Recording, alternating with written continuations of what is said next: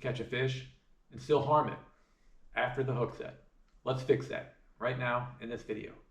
Hi everyone, Happy New Year 2026. Thanks for stopping by. My name is Jim with Catch N Conserve, and I'm going to share a few common sense, very simple, yet very effective conservation measures to minimize harming the fish that you catch and release. But first, really quickly, by the way, if you like this shirt that I'm wearing right now featuring a smallmouth bass and you are a conservation-minded angler, please check out the link below in this video description to where you can get a shirt like this along with other fishing and conservation designs to express your love for fish, fishing, and conservation. And second, really quickly, I wanted to share what has inspired me to make this video. Well, since I was a kid and over the years, unfortunately, I have sent too many fish to their maker too early unnecessarily, and that gets to me. I feel guilty about that. I do. So that's what has inspired me to make this video. Perhaps I can help not only myself improve, but help others to minimize harming the fish that they catch and release. Okay, the first tip is how to hold the fish while you're handling it. Many, not all, but many of the fishing photos I see of anglers in the selfies with their fish, the angler is holding the fish vertically like this, and usually by the bottom lip. Well, this can injure the fish. Or certainly, I'm going to make an assumption that it probably doesn't feel too good for the fish. So an improvement would be to always keep the fish horizontal. And when you keep the fish horizontal, you keep it in its natural position, as it's been pretty much its entire life, in this position in the water. And you can also use, your second hand to support the fish's body weight. And I do think typically the larger the fish, the more and more this is important. If you are going to hold the fish vertically, which I don't recommend, if it's a small fish, that fish may be fine, but the larger the fish, the more likely it is, you can injure it. So if you can always remember to keep the fish horizontally, at all times, and support the fish's weight while you're handling it, that's tip number one. And tip number two is always to remember that fish cannot breathe out of water. And I know that sounds very simple, but if you can get in the habit of, when you pull that fish out of the water, of holding your own breath and try to get that fish back into the water before you have to breathe, that would be beneficial. Because if you're like me, when I catch a fish, sometimes I'm excited, sometimes I got things going on, and I lose track of time a little bit. And, remember, that fish that whole time is not able to breathe, really. So, again, you can remember that rule. I think that would be helpful too, to get that fish in the water before you have to breathe. And the third tip I have is related to the hook type that you use. By far and away, most of the hooks and hooks on lures, whether they be treble hooks or jig heads, whatever, they're barbed, what I call traditionally barbed hooks. They have a barb. This may not be too visible here. This is just a regular jig head right here with the barbed hook. Now, one alternative to that, to minimize harming the fish that you catch, is to crimp down the barb. And you can crimp down the barb simply by using a pair of pliers. Usually any pair of pliers will work, but you do want to make sure that the pliers you use are very flat up here, like jewelry pliers work very well. And I know this isn't going to be too visible here on this video here, but just a little crimp like that, you can crimp down or flatten down that barb. And the advantage of the flattened out barb are, I think, pretty obviously, that hook is going to come out easier than if it had a barb. But now the cons to fishing with a barbless hook, as you probably are very well aware, is even though a barbless hook or a crimped down barb or a flattened barb is not going to affect your bite rate, it may affect your hookup rate. So very recently I have started doing that, crimping down my barbs and fishing, with barbless hooks, and that is true. I do think that I have lost some fish that I believe I would have hooked had I had a barb on that hook. However, having said that, some pros, in my opinion, to using a barbless hook or a hook with a crimped down barb are that, as mentioned a minute ago, is that it comes out easier, therefore it's going to minimize harming that fish. And two, it makes you more, I think, cognizant of how to fight the fish. It helps you to keep that tension on while you're fighting the fish.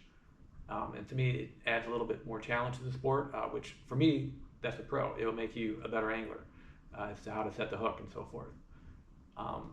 And another style of hook that you may want to consider, as opposed to the traditional J-shaped hooks, are circle hooks.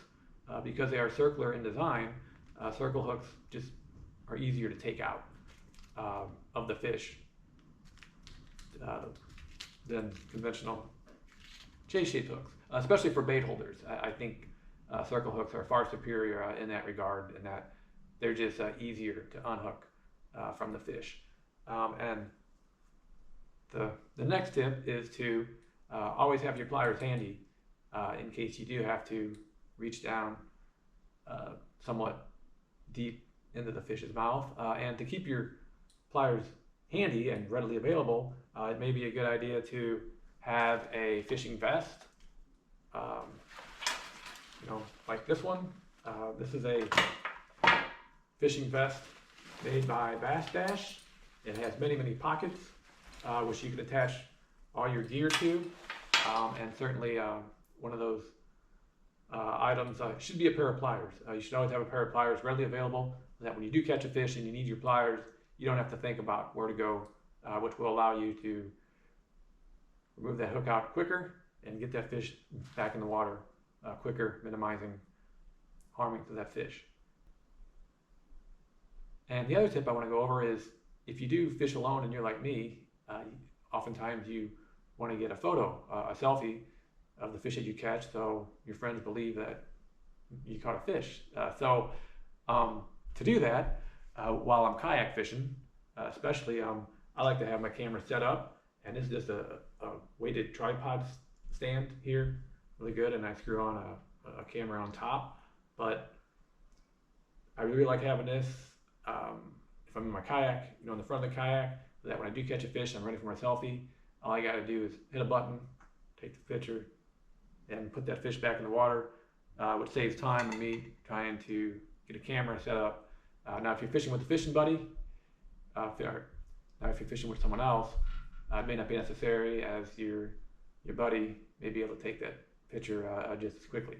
But again, having your camera set up allows you to put that fish back in the water quicker.